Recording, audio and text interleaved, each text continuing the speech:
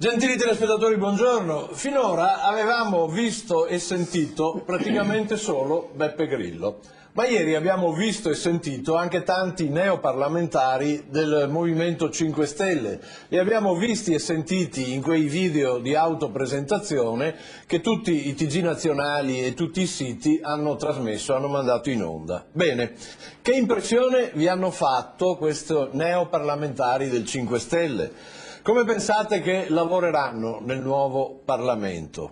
Ha senso o no cercare il loro appoggio per un governo o coinvolgerli addirittura in un governo?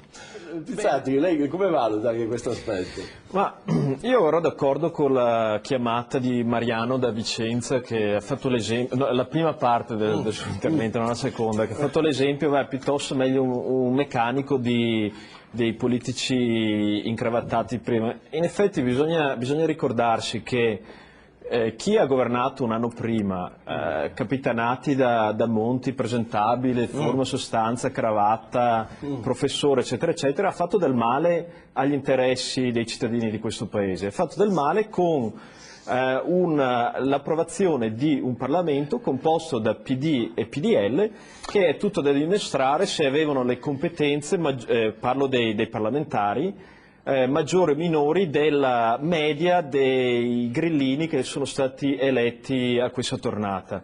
Quindi bisogna prima di tutto pensare a questo, sulla forma e sulla sostanza, che se sono stati mandati dei giovani, inesperti, eccetera, eccetera, mediamente forse è sicuramente un miglioramento da quello che c'era prima, perché abbiamo i dati alla mano che c'è stato un peggioramento. Dopodiché invece concordo pienamente sull'osservazione riguardo l'onestà, cioè nel senso, prima di tutto non si può sapere se uno è onesto o no finché lo metti alla prova, ma seconda cosa, anche se fosse tutta gente per bene e tutto, è il sistema, non sono le persone, e quindi non sono d'accordo con l'ultima telefonata, perché adesso quello che Grillo dimostrerà è di aver mandato delle persone, vedremo se sono oneste o no, a marcire, perché è un sistema, puoi mettere anche Madre Teresa, puoi mettere i santi in un sistema che non funziona, e a Grillo è andato bene a non vincere alla Camera, perché sarebbe ritrovato con la patata bollente invece di fare questa falsa opposizione. È Roma la grande meretrice che corrompe Lo so che noi di Indipendenza Veneta siamo monotematici, però guardiamo l'Europa e vediamo che la soluzione non si trova nei parlamenti di stati, nazioni-stato ottocenteschi, ma se guardiamo all'Europa vediamo che è possibile fare un'azione politica che alzi le pensioni a un minimo di 1.000 euro al mese, che dia lavoro, che porti gli stipendi alla media della Germania, quindi di 1.700-1.800 al netto. Questo è possibile tramite un'azione solo a livello locale, quindi nel nostro caso della Regione Veneto, che è indipendente da Roma, e per questo Indipendenza Veneta, perché è possibile farlo a prescindere. Grillo ha servito a questo. Ok, perfetto, però guardi, mi scusi se ci auguriamo di andare fino in fondo perché solo così si può ripartire, oppure cerchiamo di evitare di trovarci proprio, di raschiare il fondo del barile? Come... Sì, ma l'unica maniera per non raschiarlo è quella di trovare una soluzione che è al di fuori delle istituzioni italiane, cioè del Parlamento.